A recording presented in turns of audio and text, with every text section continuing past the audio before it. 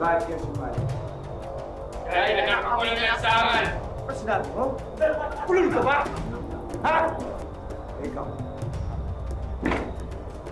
Yan ang kaya mo para sa mga anak ng bansa. Kaya niyan, 30. Kaya mo 30? Kaya, boss.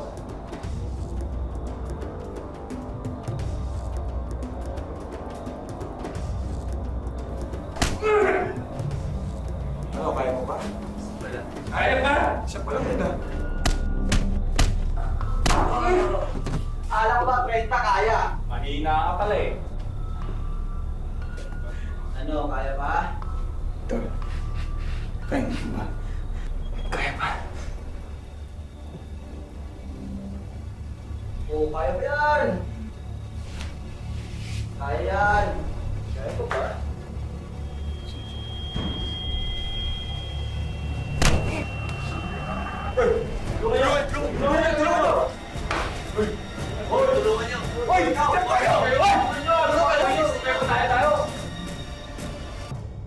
Ang kaibigan daw ang madalas na salamin natin upang lubos na maunawaan ang ating mga sarili.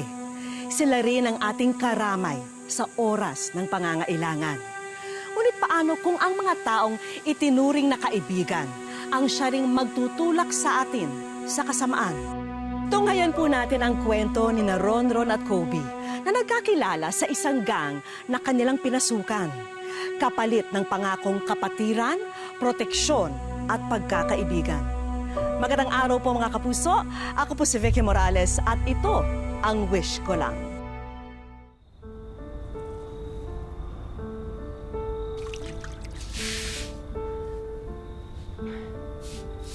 Ano, kaya mo pa ba? Pagpagising lang to. Salamat, Tol. Welcome sa tropa, tol! Isa ka na sa mga anak mo sa akin. Kala ko di nyo na ako kukunin eh. Ba't naman hindi? Ikaw lang ata yung pumayag sa 30 paddle. Pagpanakot lang namin yun. Pero seryoso, ba't ka sumali dito? Para may makasama.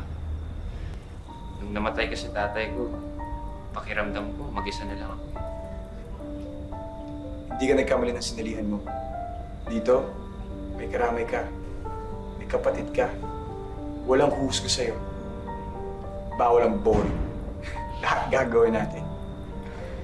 Kakampi natin ang lansangan. Kaibigan natin si kamatayan. Ano, Tol? Handa ka na ba sa pinasok mo?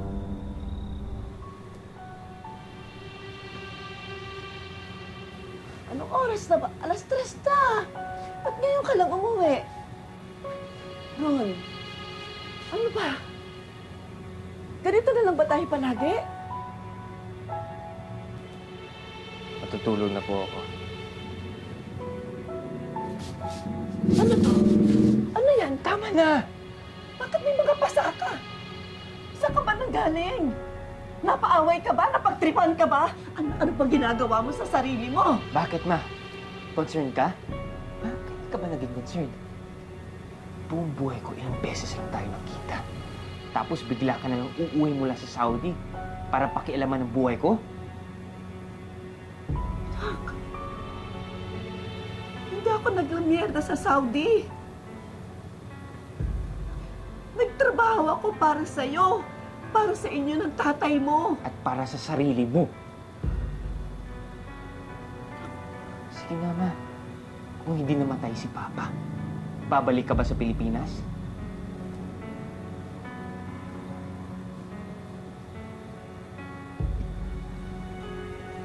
Ano?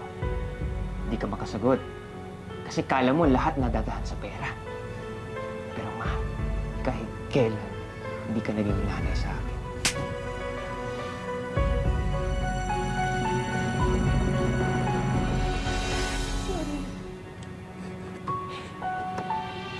Sorry.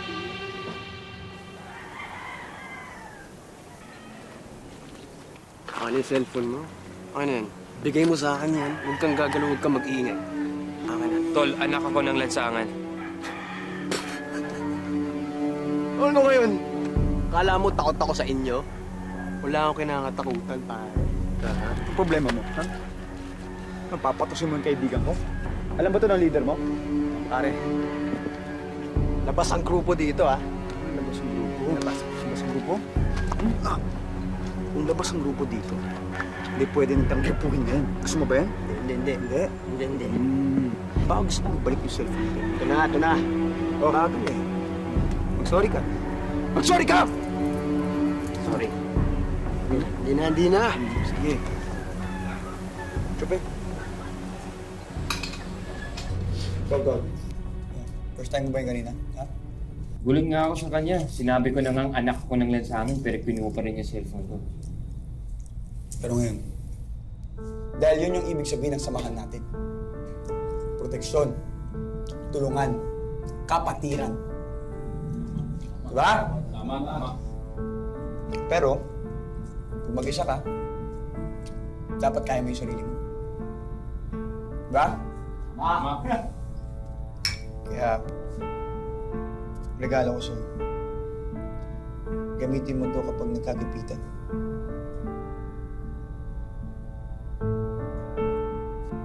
Pero mas masarap ang kwentuhan, kaso wala nang alak eh. Popcorn nila ba? Oo. Bili ka na. Kaya, alak lang pala gusto mo eh.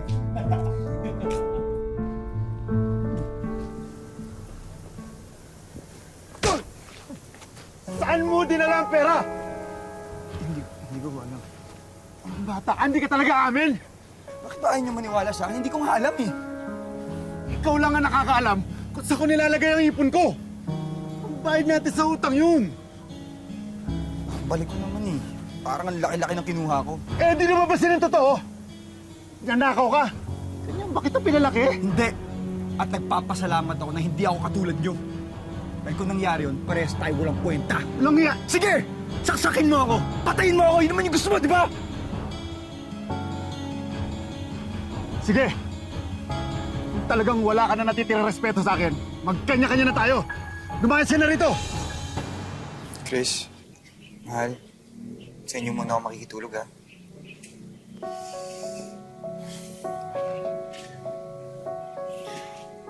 Ano ba kasing ginawa mo?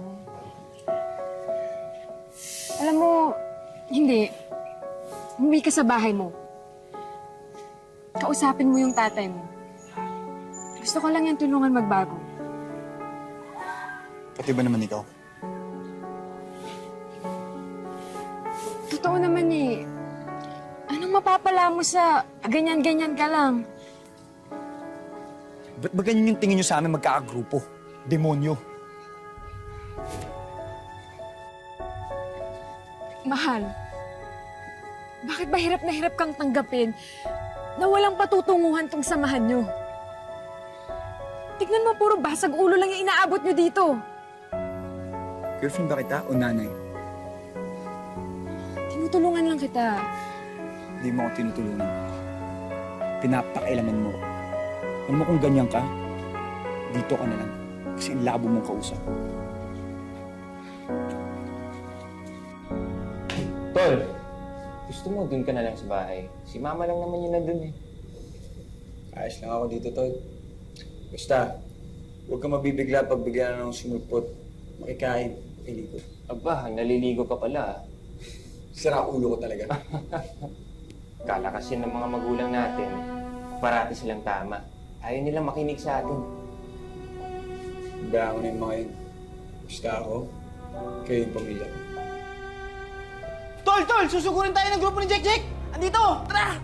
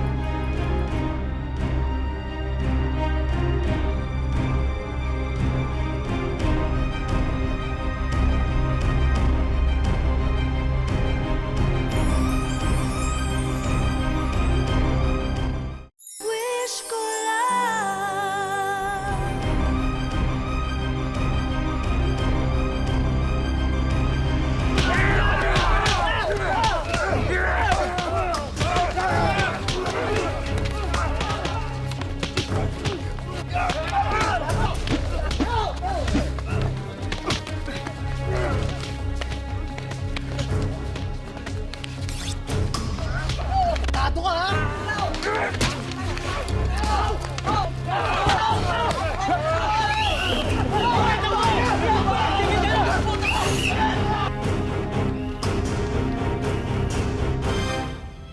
Dahil sa namuong alitan ng dalawang grupo, lumaki ang gulo na humantong sa isang gang war. Marami sa kanila ang nasaktan at nasugatan.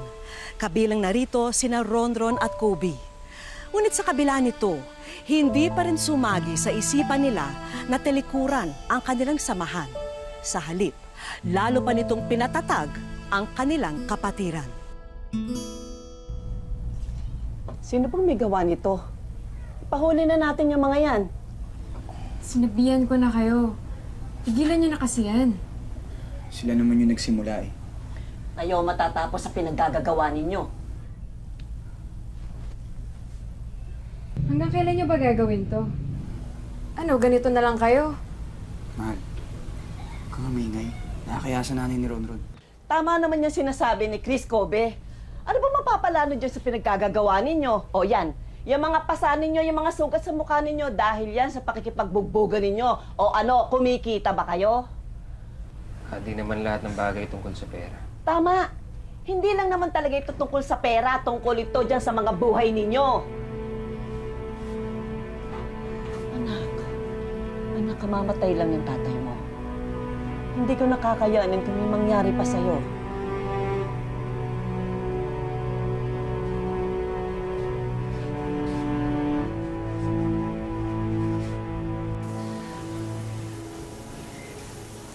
Saan mo gusto kumain?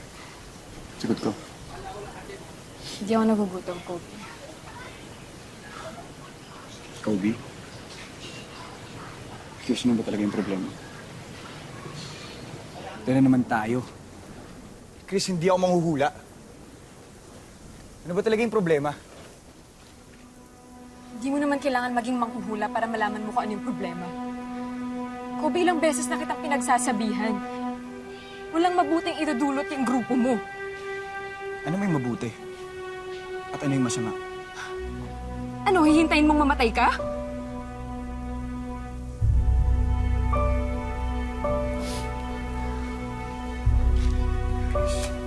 Pero mong salita ng ganyan. Pwede.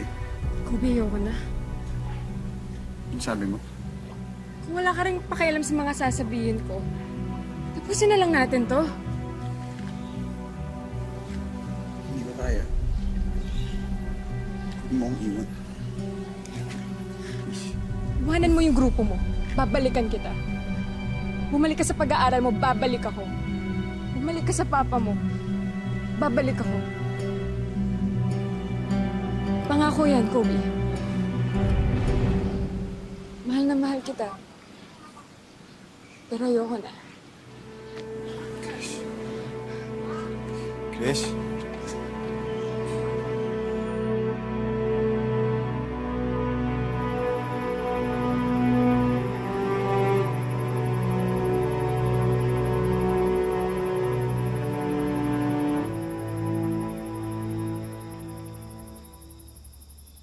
Oy, Dre! Kumusta? Kumusta? Wala akong panahon para makipag-usap sa'yo. Pare, alam mo, hindi ako pumunta dito para makipag-away sa'yo. Okay? May sasabihin. Ginagawa mo dito? May sasabihin lang ako sa'yo. Ano yun? Importante. Ano nga yun? Pare, magkakapit-bahay na din naman tayo dito. Hindi na dapat tayo nag-aaway. Alam mo yun, dapat magkasundo tayo dito eh. Ikaw naman yung may problema eh. Hindi naman ako. Kaya nga nandito na ako, di ba? Para makipag-ayos ako sa'yo at saka sa grupo mo. Ano? Okay na tayo? Ayos na? Ayos na?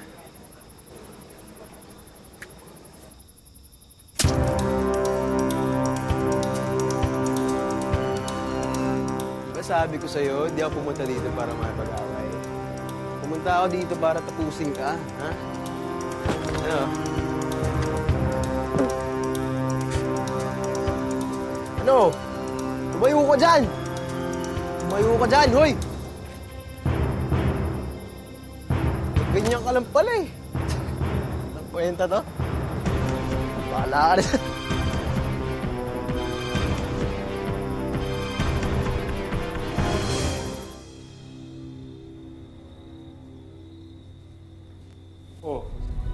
si Kobe? Ang oras na, wala pa siya. Tol! Si Kobe! Nagripuan ni Jake! Bilis! Mukhang malalang tama eh! Tara!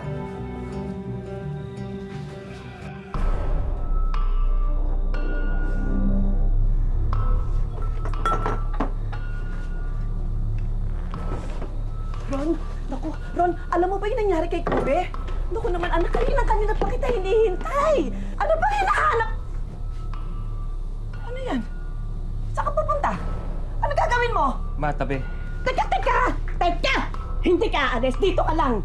Sinaksak yung kaibigan ko na walang kalaban lang. Tapos yung gusto mo, dito lang ako. Sige, ako na lang sasaksakin mo. Total, hindi ka naman nakikinig sa akin eh. Sige, ako na lang nasaktan mo! Ako na lang nasaktan mo! Ron, sandali! Ron! Ron!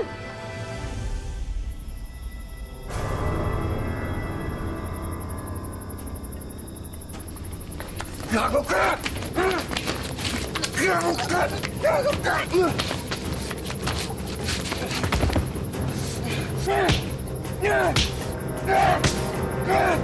Papatay kita! Ron! Ano? Ron! Tama mo yan! Ron! Tama mo yan! Ron!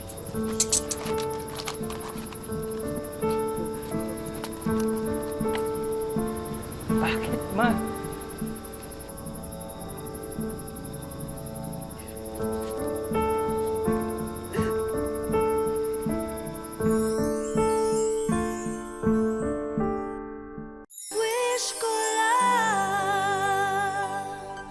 Ipinahuli ni Elena ang sarili niyang anak na si Ronron upang mailigtas siya sa mas matinding kapahamakan. Batid kasi ng ina na kapag hinayaan niya si Ronron sa mga ginagawa nito, mas lalo pang mababao ng anak sa iba't iba pang uri ng krimen. Hoy, kanina ka pa dyan. Bilisan mo!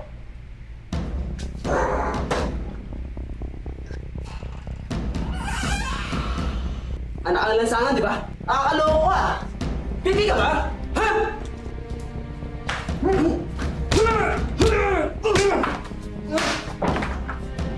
Ikaw, anong ka?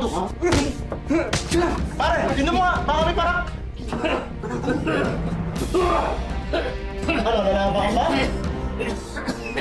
Ha?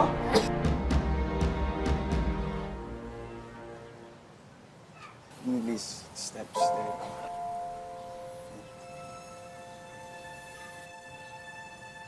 Tol, buti nakalabas ka na. Kala ko kasi napaano ka na eh. Tol, salamat ah. Sinabi sa akin ni Chris yung nagawa mo kay Jack. Pero alam mo, Tol, dapat hindi ko na ginawa yun eh. Tingnan mo, damay ka pa. Nandilib kasi yung paningin ko, Tol. Parang may kitang kapatid eh. Ayaw kong naagrabyado yung pamilya ko.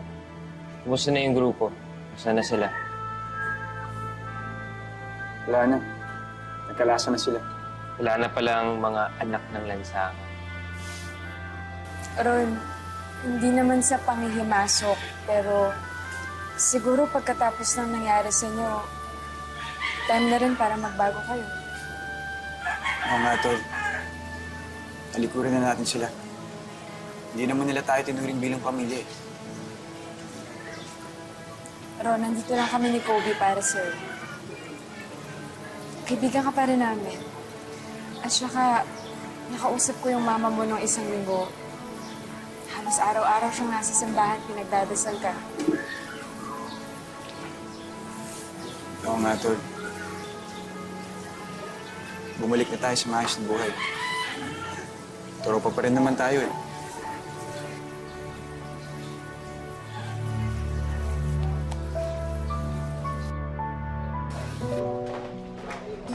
O paano, ingat sa paglabas. Sige po.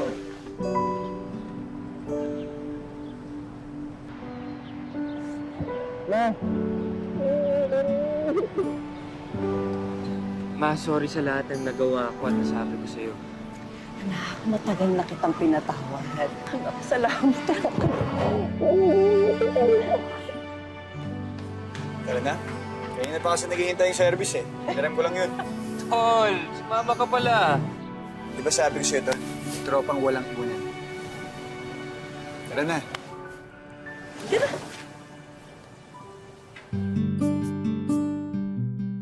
Sampung buwan nang hindi nasasangkot sa trouble ang magkaibigang Kobe at Ronron. Bakit nga ba sa pagkakataong ito, tuluyan na silang nagbago? Yung tatay ko may sakit pang stroke. So naawa ako sa kanya kaya nag-decide ako na magbagong buhay na talaga. Na-realize ko po kasi yung mama ko po na nahihirapan sa amin. Tsaka naawa ako sa kanya po na nahihirapan siya magtrabaho. Kung dati, ang pagpunta nila sa police station sa Molo, Iloilo ay dahil sa kanilang mga panggugulo sa lansangan, ngayon, narito sila para bisitahin ang mga tinuturing nilang nanay pulis na sina PO2 Fritzy at PO3 Maricar.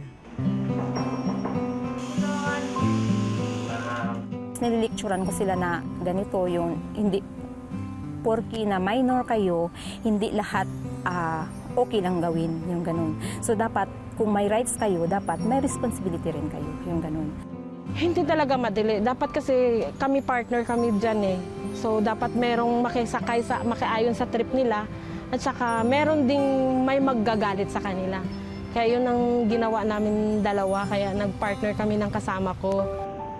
Ngayon, inaasikaso ni na Kobe at Ronron ang pagbalik nila sa eskwela. Bukod dyan, aktibo ang dalawa, lalo na si Kobe sa mga gawain ng youth camp at ng proyekto ng kapulisan na tumutulong sa mga tulad nila. Nagpapasalamat din ako sa kanya kasi tulungan niya ako kahit ang mga problema ko. Tapos nandyan siya palagi.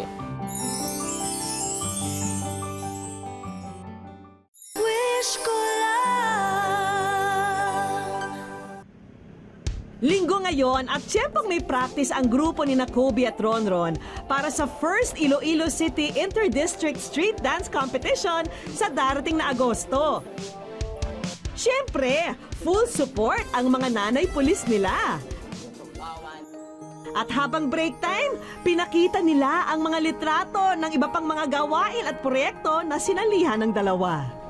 Nagre-represent ng ma'am, Project Bong na about sa ngayon sa mga bullies.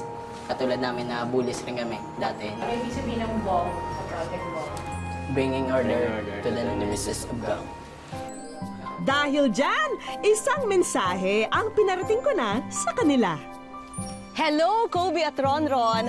Nakarating sa amin ang kwento niyong magkaibigan at kung paano niyo nagawang piliin ang mas tahimik at maayos na buhay. Nakakahanga ang inyong pagbabago, kaya sa araw na ito, gusto ko kayong parehong sorpresahin dahil kayo ay nasa Wish Ko Lang. Ano masabi niyong dalawa? Na-surprise, ha? Ano masabi niyo? Maraming salamat po. Pido mo ikaw. Sabi niya, nagpapasalamat daw talaga siya kasi napansin din sila. Kasi noon daw, lagi na lang daw sila napapansin sa mga ginagawa nilang masama. At least ngayon daw may bumati na nagbago sila.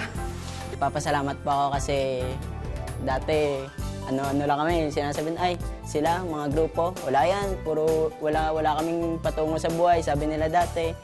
Ngayon, alos, hindi na namin mabot. Nasa wish ko lang namin. Tara na nga at silipin ang inyong mga regalo.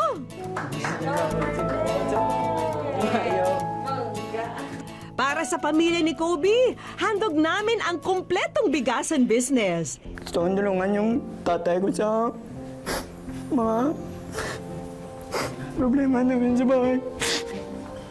Papasalamat ako sa wish ko lang, ma'am.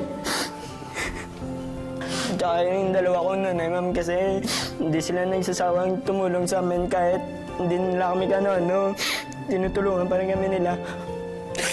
Nagpapasalamat ako sa kanila kasi naging pangalawang nanay ko sila, ma'am. Regalo naman namin kay Ronron ang educational assistance. Makatapos po ako at matulungan ako ng mama ko po na nagpahirap sa ibang bansa para sa amin magkakapatid po. At para makatulong sa mga research nyo sa eskwela while on the move kayo, handog namin ang tigisang tablet with pocket wifi. O Ron, check mo na nga kung maayos na gumagana ang tablet mo. Dahil may espesyal na surprise message pa riyan mula sa mga taong balita namin ay iniidolo nyo. Para kay Ronron, walang iba yon kundi ang point guard ng Hinebra, ang El Teniente na si L.A. Tenorio. Hi Ronron, balita ko madalas kang manood ng mga laro ko at especially ng Barangay Hinebra.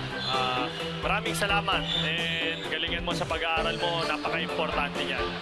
Be a good example to others, yan ang importante. So, good luck sa'yo and hope to meet you soon.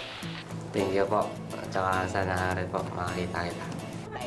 Kaya excited din si Kobe sa pagkuha ng tablet niya. Siyempre, hindi naman papahuli ang The Crunch Man na shooting guard ng Beerman na si Alex Cabagnot sa pagbati sa kanyang fan. Thank you, Kobe, for always supporting the San Miguel Beermen. We had a great time in Iloilo.